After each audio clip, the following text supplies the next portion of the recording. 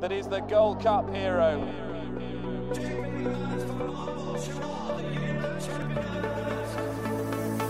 Two of the most admirable chasers you could possibly wish to see. Relentless, remorseless, and pounding Contender into submission. Hello, and you're very welcome to the latest edition of the Racehour podcast, brought to you with our friends at bookmakers.co.uk. It's me, Dean Ryan, in the towers of bookmakers.co.uk. Diarmuid Nolan is here. It's good to have you back, Dean. Yeah, pleasure to be back. Thanks for covering for me last week while I was away getting turfed out of Old Trafford. Paddy Aspell is also back. So the three musketeers are here. Paddy, how are you? How are we doing, lads? All good. Ready to go on? I thought Diarmuid did a fine job of steering the ship last week. He did indeed, yeah. No major disasters. Always a positive. God, he's happily exceeded the chair though this week. Yeah, delighted. He's gone back over to the analysis side, which makes a lot of sense, which is all good. All right, so let's kick on as we always do in traditional style on the Racehour podcast. Let's have a look at last week's action first. We may as well kick off with the Tingle Creek winner, Defi Du Seuil, managed to get the better of Undersow, and a remarkable return perhaps to some kind of form from waiting patiently. Jefferson, Malcolm that is, RIP, always said that perhaps 2 mile was the best trip. I'm not completely convinced he was right, but geez, put in a big performance. But Defi was the winner, Demo.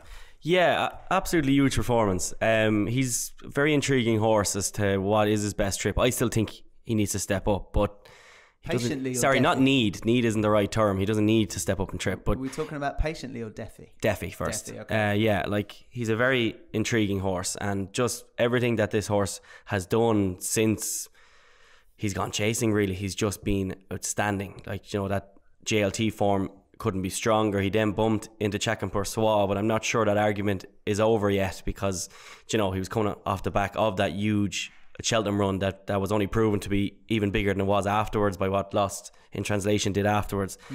And then you're looking at that race, and Undersow, I know he's 11 going on 12, but he's just such a warrior that, you know, he did have to put away a very good rival on the day. Undersow ran an absolutely huge race, as he always does. He's just, the term legend is thrown around way too often, but he really is one of them, for just his longevity and his actual ability of staying at the top level. You see so many horses that are good for a year or two and then they just vanish off. This horse is doing this now for 5 or 6 years. It's the reason why the punters absolutely love him. He always puts his race in, but waiting patiently, I love this horse since the word go. Somewhat written off because of the fact that he was hammered by Surname, but retrospectively that form is obviously very strong. Ran on ground that was too good for him at Aintree last year, and a return to 2 miles here, which Malcolm Jefferson, that video has been doing the rounds back in 2017, and he's only going to go from strength to strength. There is plenty of weak enough races over 2 miles this season as well that he could pick one of them up. I don't think he's finished yet over a longer trip either, but just how well he travels into it, if he can manage to get himself a small bit closer than what he was jumping the last, he could well surprise a few on soft going. I think it was a quality race, but I'm just interested to see what they do with Defi Du Seuil now, because I'm just not sure. For me, obviously I've watched that race, and I actually thought it might be the race to take him on in, and it nearly was. I mean, he just got it done, but he kind of idles towards the end. He's a bit better than those two, and you would imagine that he would just confirm that again at 2 miles. But there is, you know, Chacon Poursoir waiting in the wings. There's a couple of others in Ireland that could step up into a champion chase picture and make it a tougher contest, and I think he needs. I think if he goes for the Ryanair, he would probably go dotting away with it. I'd imagine waiting patiently would end up there as well if they ever fancy going back to Cheltenham, because that trip would suit. Paddy, I mean, you watched the Tingle Creek. Was it a champion chase winning performance? It was a good Tingle Creek. It really was. I enjoyed it. I thought it was a good spectacle. I think if you watch the race, I mean, Harry de Bromhead's horse, he lost his head a little bit down at the start because it was a false start. And I mean, he's all revs or new, isn't he? So once it did eventually get going, he's gone very hard. It was a well-run race, so they were well spread out. I think Politologue has underperformed, but we've got to take in the first 3 home. I think even if you stop the race even sort of 150, 200 yards from the line, you would never have the first 3 actually as close together crossing the line as what they actually were. Yeah. I think Defi on top of the line, he's really just had a good old look up into the stands, and he's almost pulled himself up a little bit, because, I mean, for Undersoul to run into a neck and waiting patiently, I know waiting patiently has come home nicely, but, you know, for him to get then within 3/4 of a length of Undersoul, it was merely down to Defi really just sort of being bone idle up the last 50 yards with Barry. That's all it was. But still, massive run by the horse in the north. I mean, that was his first run. I was looking there, his first run at the minimum since 2016. Yeah. So, you know, absolutely massive run to be. Yeah, Newcastle. On the same day at Newcastle 2016. So absolutely massive run. I'd say Connections were absolutely chuffed to bits with him.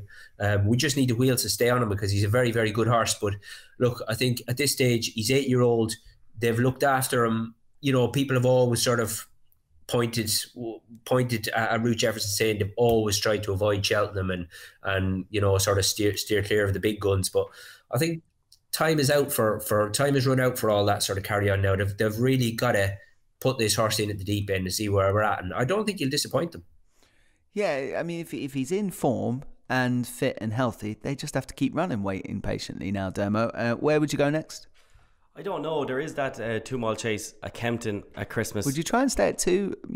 I give him another shot at it now. Yeah, I think they kind of rode him out the back of it all. Really, it was more of a expedition to find out more about him on the day. But definitely after that, he's proven that he's adept over the trip. So I'd give him another 2 or 3 goes at it, really, to be honest, and step him up afterwards, because he's been found out over 2.5 already, really, by surname. So he's not going to be top level there, really. So apart from that, there's plenty of options over 2 for him. Could just go and avoid surname wherever that turns up and try and pick up some races. As you say, you know, northern based, maybe they just go pick up some races and end up going for a festival race, because they'll have to, surely. 8 years old, as Paddy quite rightly pointed out. There was a shock winner to the Henry VIII Novices Chase, the Grade 1. The other Grade 1 on that card, with Esprit de Large, who came home 14-1, beating Nuba Negra.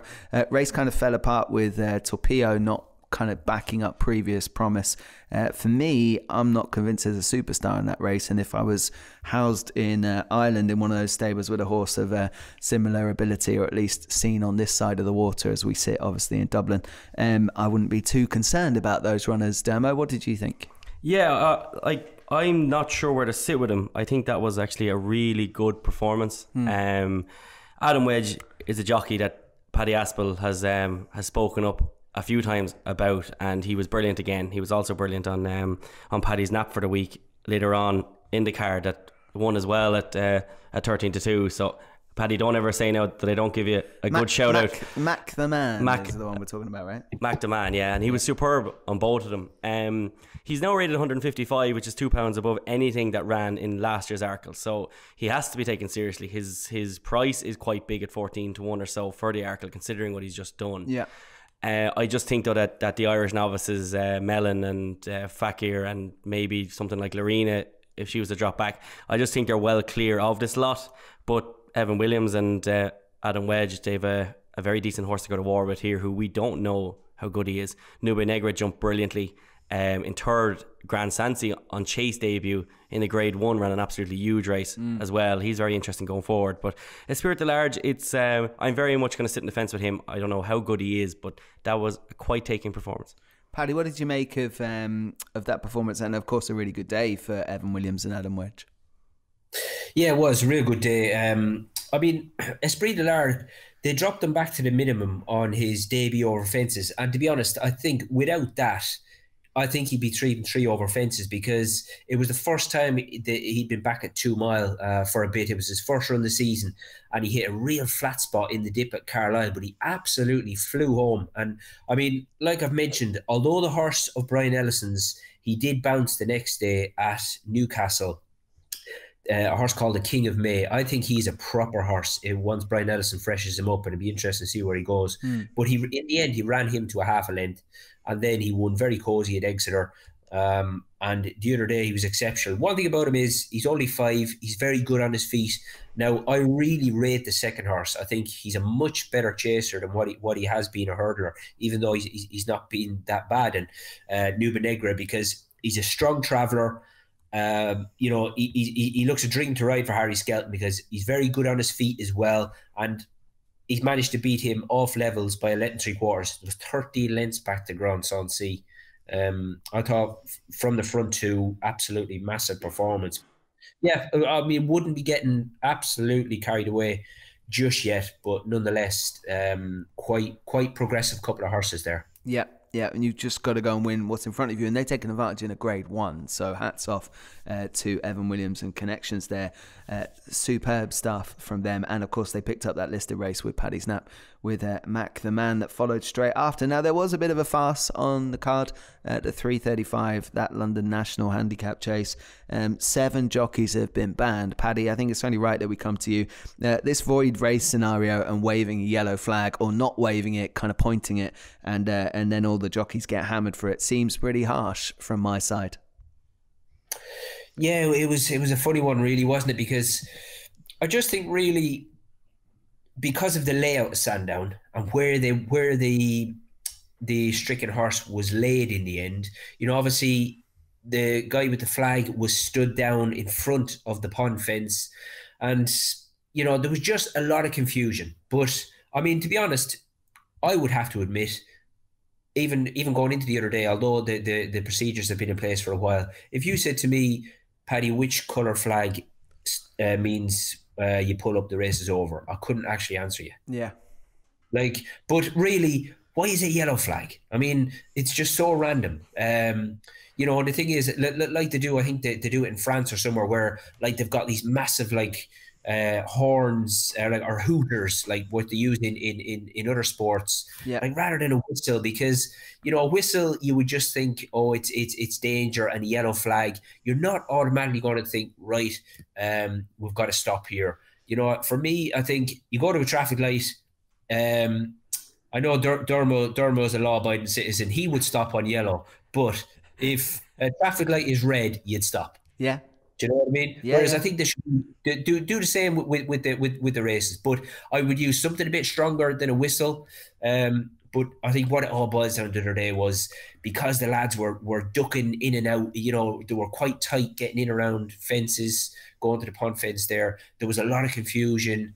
You know, you're getting to the end of a 4-mile race. Lads aren't exactly full of oxygen and thinking at their sharpest, either horse or jockey. So it was a bit of a mess. And unfortunately for Connections of all the horses, I mean, after all that effort, you know, 4 miles, such a good spectacle of a race, that it ended up how it did. So I think there was egg on certain faces, I would say, but I do think that they do need to make changes, and I think they will. I think they'll get it back on appeal. I think it was pulled out on Twitter. Some of the rules there, Dermo, saying that the yellow flag had to be waved, and this flag was not waved and was almost served as a pointing instrument. Now, all right, it's a yellow flag, so maybe that's enough to put all the jockeys on the hook for it, but it has to be waved, and it was just pointed as if you're pointing someone round a fence. So I think if they go for appeal, and I'm sure that a few of them will at least, I think they might get away with this one, which to me would be fair. Paddy makes a lot of sense. What's wrong with a horn or a noise that makes it very obvious, and what's wrong with, I don't know, some other way of announcing that this race is over, chaps?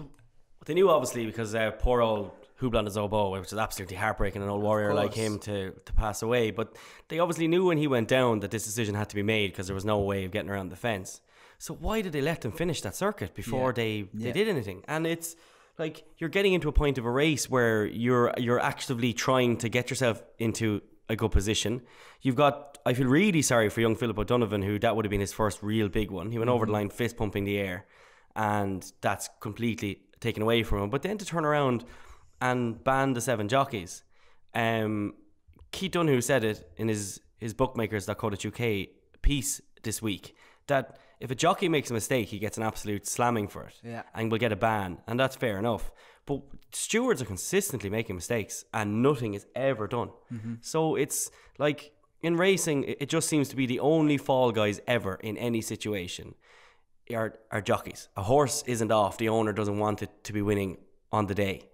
Who gets the ban? The jockey does. Sure, like the jockey didn't wake up in the morning and decide, you know what, I'm going to pull this horse. The last day there was a complete breakdown in communication from all sides at Sandown, and the only set of people there that actually took any bit of a consequence for it was the jockeys again. And it's a joke of a sport at times, and it like this sort of stuff just really needs to sort itself out. There's no reason all those advertising boards as well couldn't have a setting that they go red saying stop. That the big screen has just stop up on it, because jockeys do use the big screen when they pass it. Yeah. So there's loads of different things that could have been there, but in just typical fashion, it was just some thrown together process. A man pointing people around the fence, one man, and the jockeys are meant to know mid-race, all right, sorry, I better stop. We are stuck in a previous century with so many of racing's rules that you just wonder how they're going to ever revolutionise if they don't take into account, where they get things wrong. Now, maybe they will, but the horse is bolted now, isn't it? And, well said as well about Houblon de Zobo, an absolute superstar who is sadly no longer with us, and that is jumps racing. Now, before I do move on to a bit of Punchestown and Cork, and of course Top Notch's second Peterborough Chase win over at Huntingdon, there was a bit of Aintree on. Native River came back, won the Many Clouds Chase, and it was a bit disappointing from Mike Byton there, but Black Corton shuffled his way into second behind Native River, but a bit of a schooling session, and Walk on the Mill won the Beecher again. So decent racing Aintree as well, Dermo. There was most certainly. I saw them saying there that Native River could end up in the King George, even when he was well in himself. The wrong race. Completely. He should be going for a Denman-esque performance in the Welsh National. Absolutely. Built for that. Yeah, completely built for it. And it really would just be a ridiculous bit of placing to put him into the King George. It would probably just be that they'd in all purposes be using him as a front runner for loss. You do realise you just put the Welsh national curse on Native River as well. There is no horse that is free of that is away from that. Alpha de Zobo ran a huge race in the Beecher Chase. He'll be very interesting in the Grand National. He jumped those fences absolutely beautifully. He's always been quality, but Gordon Elliott seems to have him really sweeten himself. And a mention has to go to Richie McClernand, who unfortunately seems to keep finishing second in these big races over the big fences at Aintree. But he gave Kimberlite Candy, who I'd fancy for the race, but he gave the horse an absolute perfect ride. And the winner just didn't come back to him. Turning the bend, which is one of the most frustrating run-ins ever when you're 3 or 4 lengths down. You're just not making that up really after those races. But he gave that horse an absolutely perfect ride.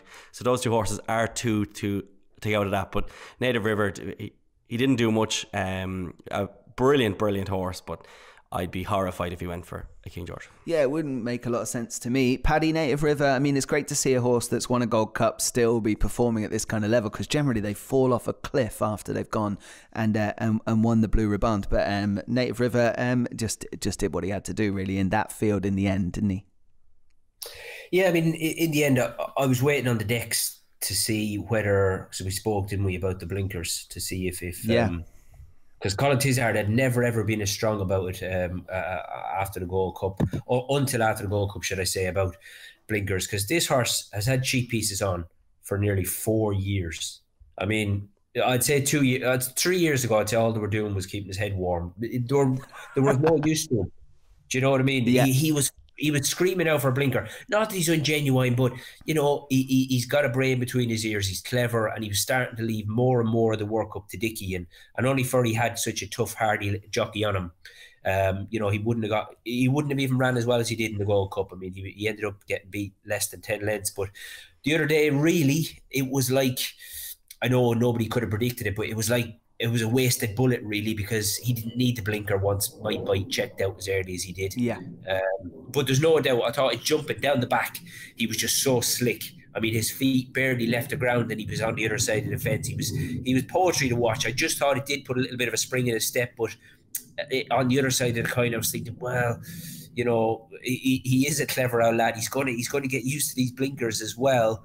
And in the end, he would have won without them. Which, like I say, nobody could have predicted what happened to Mike Pipe. But look, it was great to see him back. And it's connections. They're looking like they're going to try and get him out pretty quickly, because in the end, it was just a racecourse gallop, wasn't it? Blinker's unlikely to work as well second time with a horse like that, perhaps. But wonder if they leave him off and then sling him back on for, you know, March festival time kind of stuff, because, you know, for a horse that's won the Gold Cup, he finished, second in a Betfair, then third in the King George, then fourth in the Gold Cup again, and now he's gone and won the Many Clouds Chase. I mean, he's some hardy soul to retain this kind of level of form. You see what's happened to Mike Bite since that Gold Cup run and other Gold Cup horses before that. It'd be interesting to see what they do with him. I don't think going back to the King George and slamming him around that quick 3 miles is going to do him any favours. Let's talk about Min Dermo. Well, all the money suggested that he was the one for the Durkin. He came out and won it, and Hardline in second. It actually came to the last as if there was a race on, but some leap at the last from Min. Unbelievable, yeah. Again, hashtag Keith said in his bookmakers.co.uk exclusive article, he was speaking this week about the race, and he said that he thought he had Min beaten, jumping the second last really, and he kind of went for it before the second last. He did pass by Min coming towards the last fence, but he said he got home and he was just absolutely kicking himself that he didn't hold that run until jumping the last fence, and he might have caught Min out more than he originally had. But looking back at the race afterwards, I completely agree with him. I don't think anything was beating. I don't think Hardline was going to beat Min regardless of when he actually produced that run. The jump at the last was just, Min had plenty left in him. Hardline's jump was one of a very, very tired horse, and I thought Min's jump at the last, he stays this trip. Like, I don't like, they keep coming back down to 2 because of the fact that all other 2-milers in the yard keep kind of falling away by the time that the Cheltenham Festival comes around. But they've so much open to Min now. I would have loved to have seen him in the King George. I think he's a very good horse. He's just very unlucky, isn't he? Like, I mean, had Altior not been around, we'd be talking about a Supreme, exactly, it's Arkle, you know, we were talking about a Champion Chase winner. So he's been very, very unlucky. So he's one of these horses, and I'd love to see him in the Ryanair. With Hardline, I'd absolutely love to see this horse targeted at something like the AJ Festival or Punchestown, where a few of the Cheltenham horses might turn up on it a bit kind of punch drunk, and he can turn up there and he might shock a few. But it was a really good race. I'm completely forgetting to mention that Presenting Percy was very eye catching, considering he wasn't touched much the whole way around, and he ran on for third very well under a chance ride for JJ Slevin. So it was a brilliant race. Min, I think, has all the chances in the world in the Ryanair. Hardline will win another big one, and Presenting Percy is very interesting yet again for a Gold Cup. That's what I was going to ask Paddy, because, you know, it's easy to talk about Min and he got the job done, and perhaps he might have different options open to him this year, but Presenting Percy was back, Paddy, and we talked about him so much last year on the Racehour. As Dermo said, it was eye-catching. They gotta be thinking that next time will be the time to put the gun to his head again and see how good he is. Yeah, it was a lovely run, wasn't it? Came home really well from the back of the second last. I'm sure connections were absolutely chuffed to bits. What was the story about Russell on the day? I didn't, because racing was delayed. They said it was... So he took ill. I don't know how ill he took ill. I'm not sure what it is, but he's out until the weekend anyway, Paddy. So it just seemed to be something quite bad. I'd say he tried to hang on to get the ride on Presenting Percy and keep it, but in the race beforehand he just couldn't go out and ride. So I don't know what it was, but he wasn't riding anyway. Because I remember he rode Mount Ida in the listed mares race earlier in the day, and you could see, I mean, I don't know, obviously 10-11 must be light enough for him. You can see he had all the light gear on, and then when I heard after he wasn't riding, I thought, well, he's obviously dehydrated or something. But I'd say, excuse me, I'd say it was a ride he certainly didn't want to miss, but unfortunately he wasn't able to. But anyway, no, very good performance. I thought Min was unbelievable, really, because I watched him all the way going to post, and I mean, he was absolutely pulling Paul Townend's arms out going down to the post. You know, he's made all. He jumped far too big at most of the fences. I mean, he's just an absolute beast. I mean, the second last, he gave it 2 foot. You know, he's just got so much ability and scope and everything. And I mean, yeah, Keith Donoghue, he had absolutely no choice at the last. He had to give Hardline a squeeze because he was there. He was in with a good shout, but you could always see that the stride was just always that bit too long. And fair play to Hardline, he's put down and he found a leg out the far side. But it was a real momentum stopper, which, you know, in the end, Min was able to quicken away and get the job done. But I just think he is an incredible horse. To think that he's, even at 8-year-old, I think all the experience he got, he still does enough in races that he doesn't need to be doing, yet he still wins. Yeah, just incredible. It really is. Oh yeah, for sure. And perhaps, maybe this will be his year with Altior skipping out the way of a few of his potential targets. But Dermo suggests an up and trip, and I don't see why that wouldn't make sense either. Kilios Emery won the Hilly Way. Real disappointing Hilly Way with only 3 runners, but often ends up that way. It's all about where it is in the calendar and what's going on stupid. elsewhere. What is it doing on that weekend? I don't know. It's been like that forever. Yeah. It's always been the race that Mullins actually probably just Mullins can just use as a sidestepper. He's 11 of them now, doesn't he? Yeah, exactly. Just use it as a sidestepper so he doesn't have to put them on the boat, which is fine. But just move it so that maybe we get a few other runners in the race. That would make sense to me. I don't think we learned too much about Kilios Emery. Just looks a nice horse and won like an odds-on shot. Would do. And Top Notch won a second Peterborough chase. They also found a race for Slate House on that card at Huntington as well on Sunday, just to get him over that the issue he had. It was in the Bet Victor, wasn't it, when he came down, and well supported that day. So that was decent enough from the Tizard camp getting their one out. I don't think there was anything else much to talk about from the weekend apart from this racing TV debate. Now, we touched on Davy Russell getting sick and causing a delay over in Ireland, but what happened then on racing TV with sound issues and kind of no analysis, treating novice hurdles as bigger than grade ones, and it's just an absolute mess, isn't it, Tama? Yeah, like Sunday is one of them things that just happened. It's always going to happen there. Yeah, like it happened no matter what channel it's on. That can happen. Davy Russell got sick. They were struggling to find a jockey. They found JJ Slevin. Yeah, that should have been sorted way earlier anyway, because they knew from the race beforehand that he wasn't there. So Sunday, like, Punchestown tweeted out an apology as well. It just went wrong. Those 2 races shouldn't have been 10 minutes away from each other anyway. You've got the 2 biggest races on a Sunday. They should be about an hour apart from each other. But there's no cooperation, first of all, between the race courses in the UK and Ireland on anything. There was no reason why 4 race courses last Sunday, all on the same channel, couldn't operate when you're done, we'll start structure. Put the 4 lads in a WhatsApp group together and say, right lads, we're done, you start there now. Like, that's all that had to be done. And no, like, again, it just cannot be done at all. And the last week has beleaguered me in racing. I'm just looking at the sport going, like, where are we going? Like, you're sitting there, you've got that whole thing with that horse ads or whatever his name was, little Rory Mac. A little Rory Mac. So you that whole furore around an owner trying to put people off backing his horse that won. You then roll into Sandown where all the jockeys get banned. We then have a race, all of Irish racing on a channel that's not fit for purpose. Racing TV at the moment, it's like when you love a pub and it's really quiet, it's an old man bar, and then all of a sudden they buy it and it's now a Wetherspoons and there's 6 million people coming into the bar. I like that. Every Saturday night. It's still effectively the same place with the same people there, but the whole thing's ruined for you. You've got no time to enjoy anything. Racing TV is just, it's not working for Irish racing. They could easily fix it by just paying to have a second channel. Just a red button, chaps. Can I just put a red button there so I can watch whatever I want to watch? Or just Racing TV too. But then half the time those streams don't work either. So like online you can't actually... Well, they had that problem as well at the weekend. It happens an awful lot. You cannot watch the racing online either. And then we go into yesterday, a completely different matter, where flat trainers don't want to pay apprentices the money that they're effectively owed. And you're sitting there looking at the sport going, are we in the 1950s? Like, is that where we are? In certain regards we are. Like, Paddy, pick up on the TV debate, because it was always a massive decision for Irish racing to go behind the paywall on Racing UK as it was to become Racing TV. And to be fair to Racing TV, they spent plenty of money in getting the right people to front this coverage, in going for the names and faces and voices that we like to hear.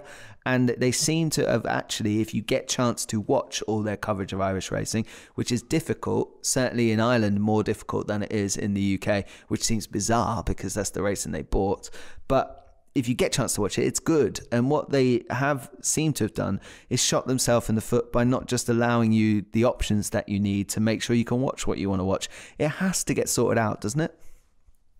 Yeah, I think your only option of, like, the red button option is if you're watching online. If you're a Racing TV subscriber and you're watching online on your PC, whatever, your tablet, you can choose which screen you actually want to watch. Yeah. But that's only available to, as I say, people who have subscribed and they want to watch it on a PC. So that option is there. But I mean, for people, say, that are on track, you know, at another race meeting, and they want to watch racing from somewhere else, you know, a trainer who's got a runner, an owner who's got a runner, and they're watching, you know, 4 screens at the one time, or even if you're at the track itself, and you're trying to watch the race from that track on the TV, and like I say, you've got four races going on at the same time. Yeah, it's obviously a real pain, but like I said, that option is there. But I think it all just sort of snowballed with one thing or another at the weekend, and it was a real disastrous day for them. There's no denying that. But the top and bottom of it is, lads, we knew from the 1st of January that they were obviously taking over so many tracks that there was going to be bumps along the way. Now, I do think you're absolutely spot on, Dino. The coverage for me on a day when everything's going right is fabulous. So I think things do need to be tweaked. But at the end of the day, people, it's not cheap to subscribe to Racing UK. So they've got to improve the options that are there for people. That's why I think it's a bit unacceptable now at this point. We're almost a year in. And it's a bit unacceptable that also, and this is not a hammer down on any producer who works there, because I'm sure that's a very difficult job and I've done similar in the past. But if you have a grade 1 or a grade 2 going on, that should be priority. I don't get the split screen argument. Now, there's runners and owners with horses in races that go off at a similar time, and unfortunately they're just going to have to be put to the side for the big race of the day. And to me, it doesn't matter where that comes from, whether that's Ireland or the UK. If you've only got one channel and you're showing it all, and there are people with limited options about what screen they can see, which we know there are, just put the big race on, make sure there's a bit of analysis, make sure there's a commentary, because that's the flagship, that's the flag bearer of this sport. Don't bury it or say, well, you know, it's going to be on, we're going to have 3 splits, we're going to have 2 splits, and give commentary on your say-so. It's the biggest race of the day, should get the call. It's not a difficult thing to do, and I think that would eliminate some of the issue. But we're not a big enough sport to be behind a paywall anyway. Well, clearly, but that decision's been made now, so that's going to take a while to roll back on, and I'm not sure it will get rolled back on now. Because as Keith Dunn, who said in his piece, there was locals to him that wouldn't be that much into racing who chat away in the pub or whatever else to him about this race. That's all stopped now. But at the races was the Sky Sports Racing as it is now, was the lifeblood of the rural racing watching community, where, you know, geez, having broadband is a big thing, and then getting Sky subscriptions and adding channels to it is another step up the ladder. And I just think, you know, Irish racing let the side down. It's not really Racing TV's fault, because they did a deal and got a package, and that's what they got. St. Stephen's Day or Boxing Day, it's going to be carnage. Yeah, absolutely. How are they going to do it? But it's always been carnage. Even if you're in a betting shop on that day and you're trying to watch a bit of Limerick, and you're trying to watch a bit of Kempton, you're trying to watch a bit of Leopardstown, it's carnage everywhere. It was very hard in 2 channels. So how are they going to do it in one? No, they can't. And that's what's upsetting. And it is upsetting for someone who loves the sport like we do on this podcast, and like the people who listen to this, I'm sure do. You just want it accessible. Even if you have to pay, you still then want a good service, because you just want it accessible. You're not going to lose interest in it over this, but what you are going to be is a bit beleaguered with the way that it's dealt with.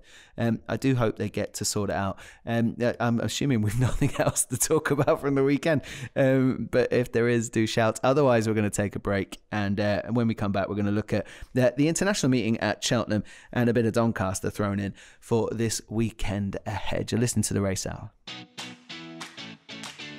You're listening to the Race Hour podcast, brought to you by bookmakers.co.uk. Check out bookmakers.co.uk each and every day for tips, news and the best odds for horse racing. Looking for a new bookmaker and the best sign-up offers in the industry? You'll find that at bookmakers.co.uk, sponsors of the Race Hour.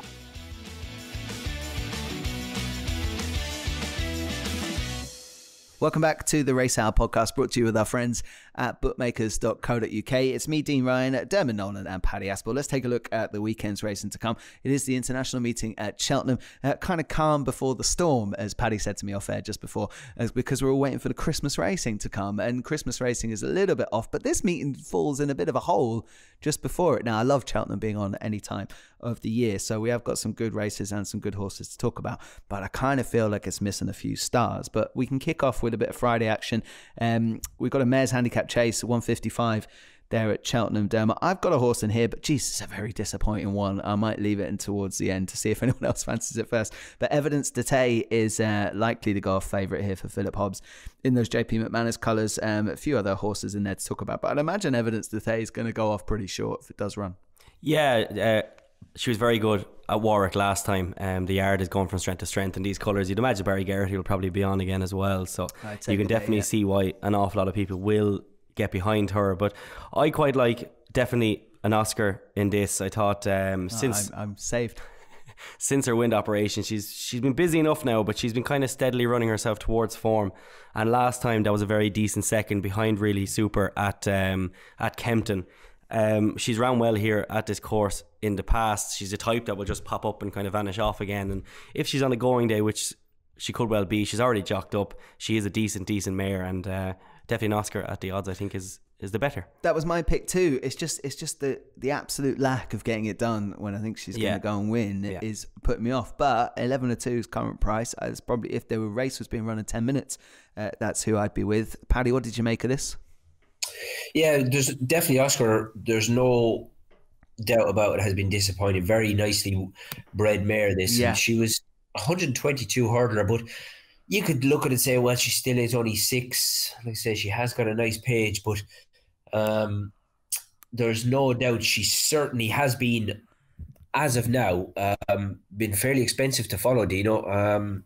So I'd be probably more convinced by a few more of these others. I think obviously the mare at the top, that was a real good effort when we seen her 3 weeks ago, because Warwick is a fair test, and she won very, very nicely with 12 stone. I thought jumped very, very well, and Connections, although it was a mare's race, it was a novice's handicap, so pitched her in sort of pretty much at the deep end first time, even as regards the depth of the race and the fact that Warwick is a big jumping test and with 12 stones. So I thought she emerged from that race with great credit, and she is only 5-year-old. Yeah, she's going to be well fancied, and around 3-1 at the moment. I'd imagine that'll only be shorter. Obviously, all of this large enough field at the minute declared like 14 or so. I'd imagine this will be smaller, although there aren't that many opportunities for these horses to keep running. So Evidence Detail, likely go off jolly. Definitely an Oscar would be my pick, but you have to still row in with a little bit of confidence that perhaps is unmerited at this point.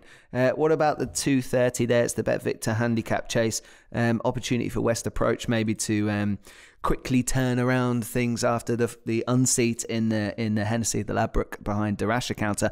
But back that day, Dermo, into favouritism for a yard who know the time of day with their chasers. He go off favourite. Yeah, he's been muted as well for a Welsh national bid as well. So it's he's an interesting horse.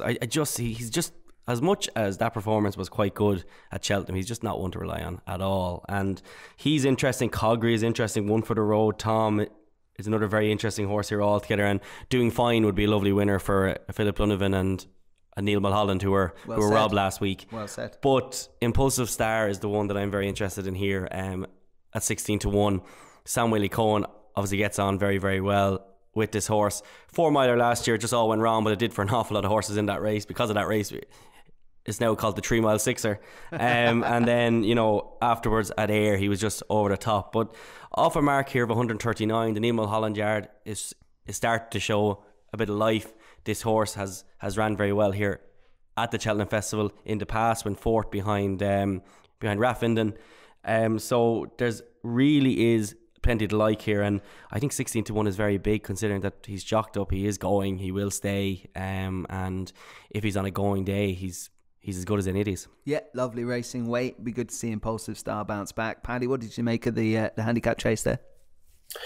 Yeah, obviously West Approach, he checked out pretty early, didn't he, in the Hennessy, but I mean, yeah, he was so well backed for a horse with the character that he is. But I think people were just sort of clinging on to the fact that he had actually gone about it at Cheltenham pretty well, and he didn't look like a dodge pot there at all. So maybe they thought that he'd finally straightened out his ways, but I don't know.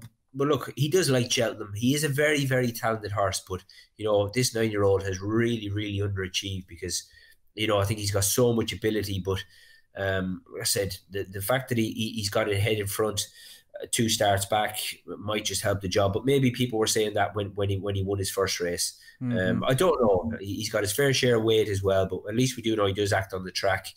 There's 1 or 2 others. I mean, Coggery, he won it last year. He actually had 10-12 in the race last year, whereas this time he'll have 10-11 if the top weight is declared. But I've looked back to his form. He can bounce a little bit after a good return run. His second run can often be pretty moderate, to be honest, with Coggery, that 10-year-old.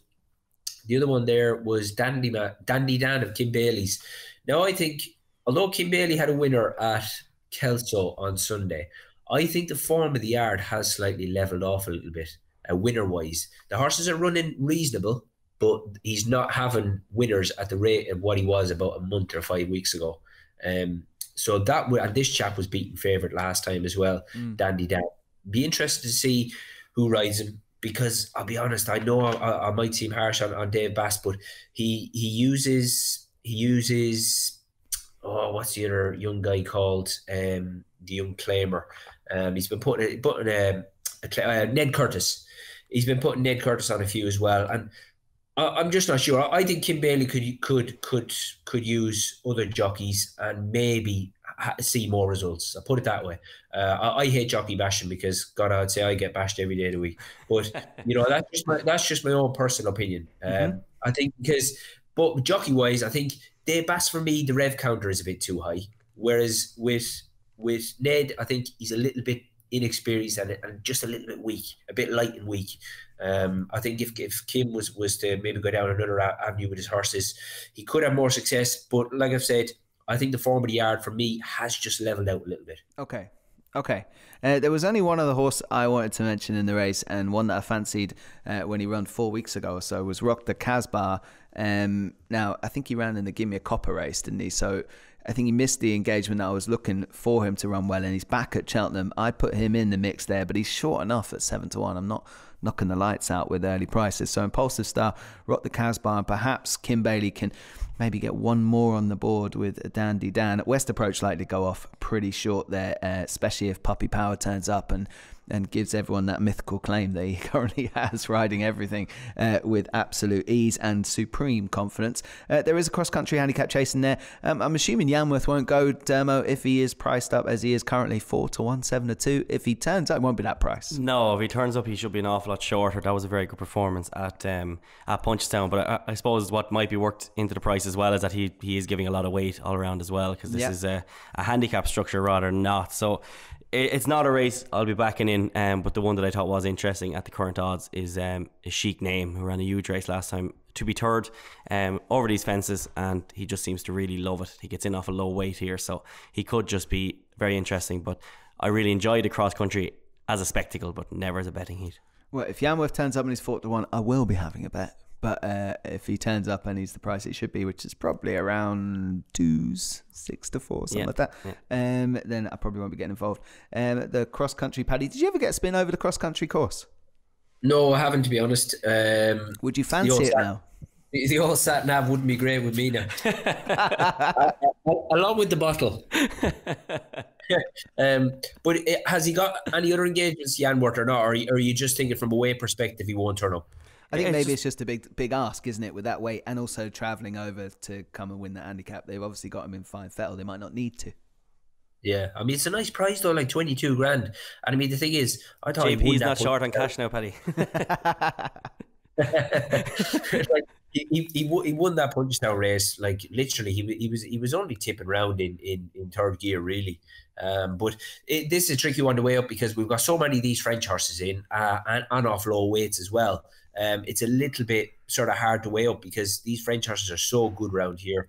But you know, even the Irish contingent is pretty good. Ballybroker Bridge, the old 12-year-old, he's a great operator around these fences, and both him and Never Russia Khan, you know, they finished up the backside of Yanworth the other day, so there was no disgrace there at all. But it's a tricky race to weigh up, to be honest. And like I said, so many of the Frenchies down the bottom there with plenty of this course experience, and they haven't got an awful lot of weight. These Frenchies coming over and trying to steal our cross-country prizes. We send them all back, but they are very good, and they're bound to take big big say in that race at the weekend. Yanworth's the only entry, maybe 7-2 is just staring at us and we should be getting involved. I'm tempted now. I might do a little bit more research. I'll try and find Ender Boulder's number, which I don't have. So that's not going to work. All right, there is the City Post Handicap Hurdle kind of completes the card there on the Friday. I absolutely had nothing in this, although it was good to see Champers and Ice back to some kind of form for David Pipe. I'd imagine he'll have his supporters there as well. He's around 7-1. And Falco Blitz, I think you were quite keen on that before. Dermo for Nicky Henderson is also there up near the top of the betting. Yeah, this horse bumped into Jatalui last time, and that's a very good horse, albeit Mr. David Maxwell managed to get him up past us on that occasion. Nicky Henderson wasn't sure that this horse would actually last on the ground, he said in his sponsored blog, and the horse was ridden as such really, but he definitely handled it. The ground should be a lot better on Friday than it was last time, and I think this horse, I really think he takes the absolute world of stopping if he goes there. I think he's a very, very good horse for this level, and I don't see anything else in the race really that's kind of weighted as well as him. And I think last time he bumped into a proper one. I think if Jatalui had a no disrespect to David Maxwell, but if he had a better jockey in his back, he'd be much higher rated than he is now. And I think Falco Blitz takes the world of stopping in that race. David Maxwell getting he gets plenty of airtime on the race. He deserves no stick. He's a legend, but he's doing something seriously right. Okay, Falco Blitz, quite a confident shout from Dermo to wrap up Friday's card. Did you have anything to mention in that race, Paddy? Because Dermo's kind of going all out here. I suppose Goodbye Dancer, he's making his debut for Fergal O'Brien, and he's had a wind up as well. I don't think he's done an awful lot wrong, this sort of Dragon Dancer. He's 8-year-old. We'll probably know plenty about him, but just the fact that Fergal O'Brien has gotten hold of him now, and he does run in the syndicate colours of Noel Fahili, so you'd imagine he's been in that stable for a good bit. So the job will have been done right. Got a lovely racing weight, 10 stone 5, but it's pretty competitive. I think Ask Ben, he's very low mileage for Graham McPherson as well. I thought he'd be a little bit bigger price. Champers on Ice, I mean, he's won 2 races, making all the running with 12 stone both times. So, I mean, he's a hell of a horse, Champers on Ice. But obviously, he's going to need another step forward again. But, there's no doubt he's in the form of his life at the minute, Champers on Ice. But he has this run, like I say, with 12 stone the other day at Newbury, might just come quick enough. I mean, that was only 2 weeks ago. Yeah, they're going to the well again, aren't they? But with a horse that previously went so in and out of form so often, maybe that makes a lot of sense for the Pipes. A good mention there for Goodbye Dancer. Fair play. Noel Fahili's racing club going to go places at some point, and they seem to be off and running, and Fergal O'Brien's going to have that one ready to rock and roll. The other one I thought was interesting there was Archie Watson's horse, Judge Party, used to be with the Twist and Davis camp. They're going back to 3 miles. It didn't strike me as a 3-miler on previous efforts, but interesting to see Archie Watson applying a trade with a few hurdlers. Let's move on to Saturday. Of course, it is all about Cheltenham again. The actual first race we're going to talk about is the Caspian Caviar Gold Cup. It's kind of part of that series of all these big chases that go on through these early Cheltenham meetings. And Riders on the Storm is the obvious starting point, because come over from Ireland was always well thought of. Actually, we quite fancied him for the Cheltenham Festival last year. Now, he didn't disappoint on debut for the Twist and Davis Yard, and they've got him in the big race now. Yeah, that was a proper performance. Now the only thing is that it's a £5 swing with Cape Hage in second for a 1 1/4 length beating. So it's Cape Hage. They're close. Yeah. So, and Cape Hage does have that awful. He does have a habit of dogging it. Really, at the end, he's a super horse. He travels very well, but he just doesn't seem to run on afterwards. But the form is decent, but it's nothing I'd be really, really excited about. Now, like, the two of them could finish first and second, but I'm just happy to shirk that form. I think a Secret Investor is a bet here. The way these handicaps are going, as I said lately, you're not really looking for the particularly well. I have another handicap one as well, I think, but you're not really looking for them anymore. You're looking for the better stamp of a horse who's done it, has been there, is maybe graded class, and the weight they're carrying doesn't seem to stop a horse anymore. Like, the Bet Victor Gold Cup, they were all big weights from 1st to 5th, and I think Secret Investor, he was very good last season. He 3 wins last season at Ayr, Wincanton and Chepstow respectively. He chased home the likes of OK Corral and Bags Groove, and I'm delighted to see Harry Cobden jocked up on him again, because that was a absolute horror show from Harry Cobden, which is a very rare thing to say, because he's a superb jockey. But they went so hard, they just handed the race to Real Steel. Him and Keith O'Neill got kind of stuck in a tussle up front, and they kind of murdered each other, really. And Real Steel came home to win by 13, 14 lengths. But that definitely should have knocked the old cobwebs off. The fact that they fancied him in the first place to beat Real Steel would suggest how highly that they rate this horse. He gets in here near enough to top weight, about 11.7, and I think at 8-1 he's an absolute cracking bet. And another one then for man of the hour, Henry Oliver and James Davies, the jockey. Generous Day at 20-1 was absolutely excellent last time. He'll get in here off a very low weight.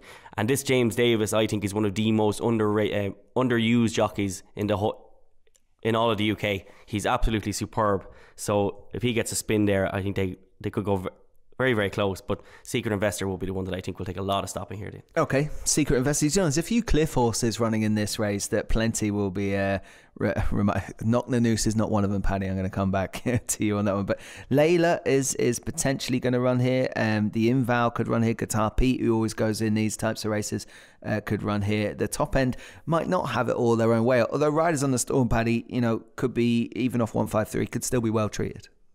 Yeah, it could still be competitive, Dino. I would agree, because the market was very sweet on him the other day. Obviously, ex Tom Taft, but for a 6-year-old, he hasn't been over raced, and I thought that was a real good effort the other day. Obviously, there is a bit of a turnaround in the weights. I mean, Sapage, he gave Twiston's horse £9 that day. These two, they were 12 lengths clear of the third, and that third horse, he's gone and won again since. So the form is pretty decent, to be honest.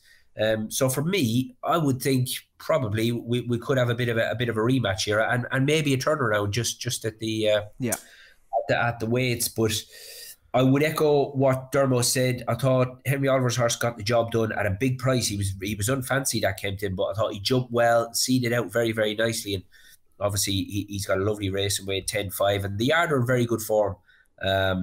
Generous Day, that 7-year-old. And then the other one was a bit further up, where I think it was the Good Man Pat.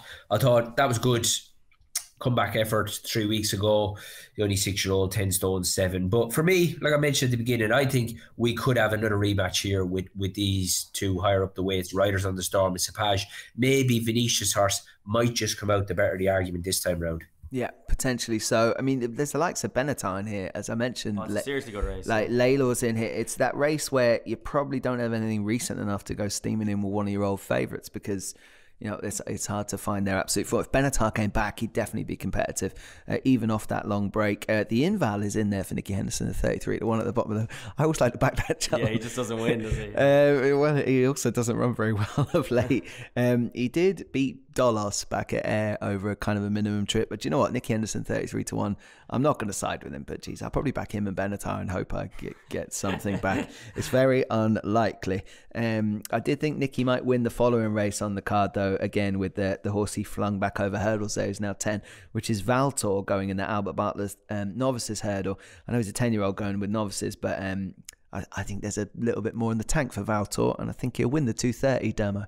Yeah, that's quite reasonable. He is 10 though, and I think they're kind of you'd be expecting a younger horse to be able to improve. And Champagne Well comes in here representing some very strong form there with Time Hill, who obviously keeps on franking the unbelievable Champion Bumper form from last season. And Champagne Well ran very well that time, over 2 miles 5 here at Cheltenham. He won before over that same trip, beating Braid Blue, who wasn't unfancied coming over from the Gordon Elliott Yard.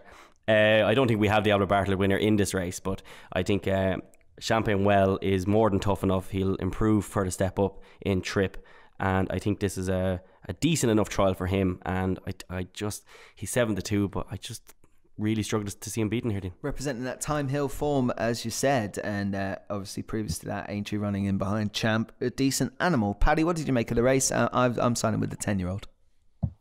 Yeah, I can't have this Valtor. I mean, he's had a strange old career, hasn't he? He has, yeah. He's had stacks of race in France. They ran him in one of the Tiger Road Nationals, and then they brought him back, albeit not a bad effort at Ascot in in a novice hurdle last time, but I can't. I can't. I mean, the thing is, I agree with you, Paddy. The handicapper Dino has actually dropped him £4 for winning at Ascot. That's just, them being nice. You have to remember what the plan was with Valtor when they got him over from France. It was to run as a prep race in, I think that's the Detsco Gold Cup, which he won at 33-1 on the bridle. And then it was like, well, we still have to run in the Grand National. Completely crucified his mark. He would have gone close in a Grand National in that kind of form. And in the end, he ended up getting beat 76 lengths by Tiger Roll. So Nicky Henderson doesn't always get it right. But the switch to novice hurdles, I know you both don't agree with me, but I know he's 10, but I still think he'll probably win. I think that, the fact that he's a shorter, he's very similar, but he's a bit shorter than the likes of Mossy Fenn. I think this Mossy Fenn of Twist and Davis is a right horse. Yeah. Really could. And I tell you, he'll really relish this sort of trip. I think he's a proper stayer, and I've been so impressed with Mossy Fenn. He's only 4-year-old. He's probably not even the finished article yet. The Champagne, well, that's very good form. I think he's really improved for the fitting of the tongue tie as well, this Sunhead Gold well. And Nicky Henderson's other one, Igor, he's only had 4 starts, Igor. Yeah, and for me now, certainly on the 2 runs this season, he's a horse who's really improving. But this is, for me, a very, very warm race and one I'm looking forward to. But I'm with the younger legs of the lineup. I'm gonna side with Mossy Fenn. Okay, Mossy Fenn, Champagne well, and Valtor. Well, they'll have to chase Valtor home, but let's see how they go. Let's talk about then the international, because potentially this has the opportunity to throw in a horse into a very almost depressing champion hurdle picture. Pentland Hills, Triumph Hurdle winner, backed it up then at Aintree. We've got Nico de Boinville, Nicky Henderson. It's going to go off favourite, and it's going to take on, well, some handicappers. Potentially a couple in there can step out of handicap type company. Maybe Elixir de Nuts can step forward. Chitabella, we know exactly what that horse is, and a very, very good horse, but not a champion hurdle horse, as we found out. So Pentland Hills has to go and win this if it's in the picture, Dermo. Yeah, I got 100% and has to, but he will, I think. Like that, I haven't made any secret that I think the front 2 from the Triumph Hurdle last year and the horse that he beat, obviously Fakir Duderie, has backed up a bit of that form. Mm-hmm. I think that the front 2 from the Triumph Hurdle are very smart. I've been saying this all season. Pentland Hills beat Course Sublime that day. The two of them travelled into it so well. Course Sublime has come out this season. He looks a better horse again at 5, but again we need to see him definitely stepping up and trip next time. But Pentland Hills here, it's kind of as simple as this, isn't it? Even if he needs it, if he doesn't win this, he's not a champion hurdle horse. Probably not. Yeah. But I mean, he's every entitlement to be a champion hurdle horse, Paddy, on what we did see last year. Yeah, you both know that I love Pentland Hills. I think, his rate of improvement last year was just, it was unbelievable, because let's not forget, before he went hurdling, lads, the last time he ran on the flat, he was beaten off 73. Yeah. So it just shows you how much he has improved for jumping a hurdle. And even at Cheltenham, plenty went wrong. He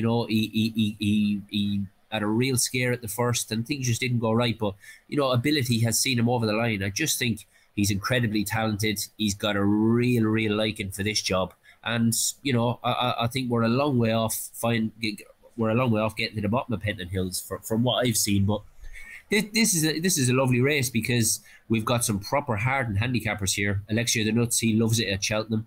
And we know that the Tizard team hold this horse in really high regard. Yeah, Gumball, he's been fantastic this year. Yeah. Both at Ascot and another good run last time at Cheltenham, where he could have he's just been outdone on the line. Chitabello, he's very, very proper hardened handicapper here. So this is no walkover at all. But I mean, is the Australian horse going to come? Do you know, boys? Yeah, apparently so. Yeah, let's hope. I mean, it's a good shout, isn't it? But obviously we're completely in the dark as to what he's achieved so far over there as regards depth wise. But be interesting to have a look at him and see how he copes with our ground over here and how he shapes up. But a lovely race. Yeah, cracker. And it would be great if Pentland Hills does go and do it, because that Champion Hurdle picture with Classical Dream still holding favouritism despite, not getting it done first time up, does need a little bit of a shake-up. I don't think that would be a bad thing. Okay, go on, Paddy. Then his 4,000 owners will be chuffed a bit. Yeah. Well, do you know what? Actually, there was something else. Will they let them all in the paddock, I wonder? Nah, geez, no.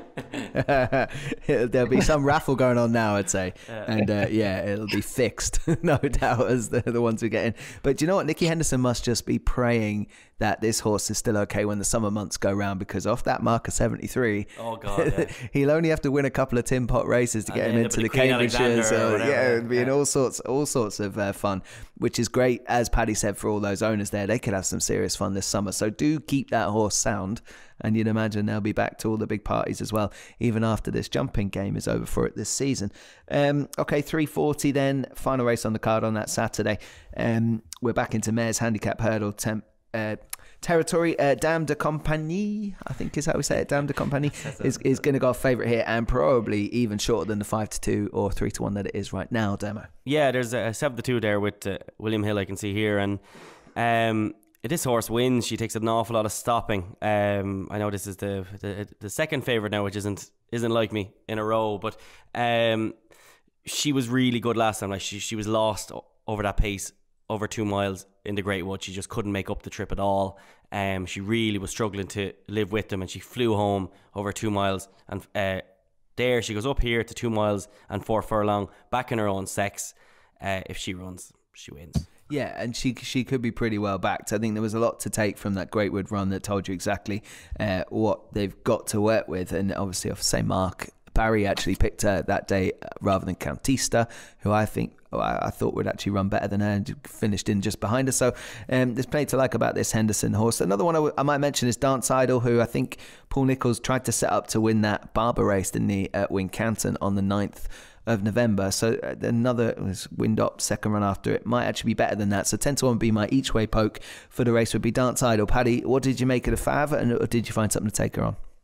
Yeah, no, I think that this trip obviously is going to be far more suitable for the Fav. There was absolutely nothing wrong with that run 27 days ago, and just over the minimum, could never really land a telling blow, but still came home very, very nicely, and has got some lovely form in the book, this mare by Lucarno. There was a few in here I like, to be honest. I think that the Dave Pipe mare further down, where am I looking? Queen's Cave. I mean, this mare, she won a point-to-point when trained in Ireland by Aidan Fitzgerald at Drumahane by 10 lengths. This is a good mare, this. I think she's only 6-year-old. I definitely think she is still improving. That was a real, real good reappearance run, and then followed up. I think she is very, very talented. I think will stay at 3 mile, no problem. The end obviously has won a point in the past, but this is a very, very warm race. But I would be happy to side with the Henderson mare, because that run the last day was just screaming that this 2.5 would be far more up her street. Yeah, I like Dermot said, just back in against her own sex as well. I think this is the perfect race for her. Might be a time to take a bit of a price about that one at this point, though, would be my view if you were going to get involved. I'm going to go with Dance Idol each way, but have to respect the qualities of Dame de Compagnie. There is a race at Doncaster we might focus on just before we do wrap up, and look for some weekend naps. The 2:10 at Doncaster there on Saturday is the Grade 2 December Novices Chase, and the 4 mile candidate, I think, for the season perhaps is Sam Spin, a horse with an engine, doesn't like fences that much but gets it done. A wonderful animal for Jed O'Keefe and Joe Colliver. 3 miles 6, I apologise, and a Welsh national in time. And Windsor Avenue could face off. I don't want to discount the likes of Stony Mountain and make a chase debut, Imperial Aura and Diablo de Rouge, but that looks a proper race, Paddy Aspell, that 2:10 at Doncaster for their Grade 2 novices. Yeah, it's a very, very warm race, isn't it? I mean, to be honest, when I watched Sam Spinner the first day, I got the impression that obviously he's not very big. I thought he just physically finds jumping fences hard.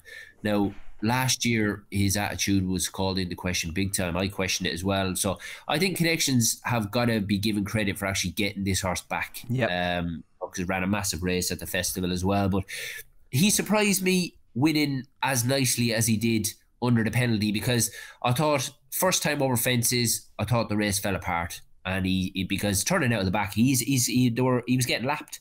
Now how he managed to stay on, it was simply because the race fell apart. But to be fair, with the penalty second time, I thought he was much better.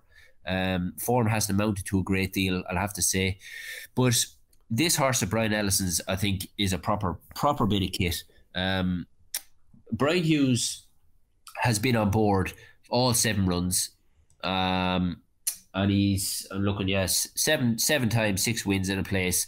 He absolutely loves him, and I've just seen a quote there from Ellison this morning that, you know, obviously he is stepping up a trip, but Brian Hughes is absolutely positive that this horse will stay. But it's a very, very good race. But so far, on both them novice chases, I mean, he's won by a combined distance of 33 lengths. He can't have been any more impressive, and I think he's the real deal, this horse, and I'd be far happier to be on his side than the likes of Sam Spinner, because Doncaster are bigger fences again. I just think physically he lacks the scope to be as progressive as some of these. Okay. Pretty confident shout that Windsor Avenue is going to go and delight Brian Ellison throughout this season from Paddy Aspell. Dermot, what do you make of this race? I mean, it probably could even not be just about that front two. No, I think Imperial Aura was obviously the only runner last time, but he'd ran them all into the floor. Looked very decent last time out, but I agree with Paddy. I think this Windsor Avenue is very interesting. Brian Ellison, whenever he talks about a horse being quite good, they tend to be, you know, like the last time he spoke with a horse like this was definitely red. That horse has gone on to have a wonderful career and is still going well.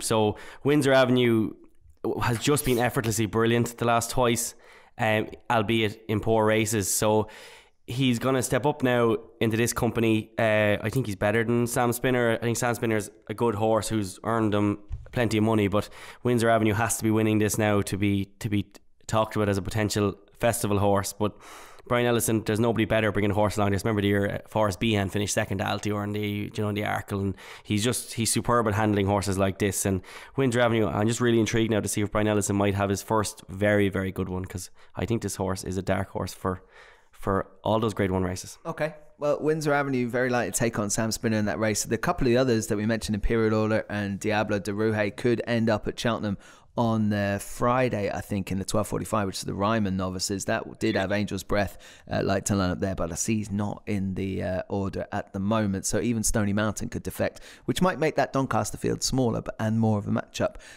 Pretty confident shouts, though, for Windsor Avenue to be a special one to take forward and hopefully get the job done there for Brian Ellison. Sam Spinner, as long as he gets around at Cheltenham in the 4-miler, is going to be some sight coming up the hill, because he'll have plenty of engine left, bottomless stamina, even if perhaps previously of a questionable attitude.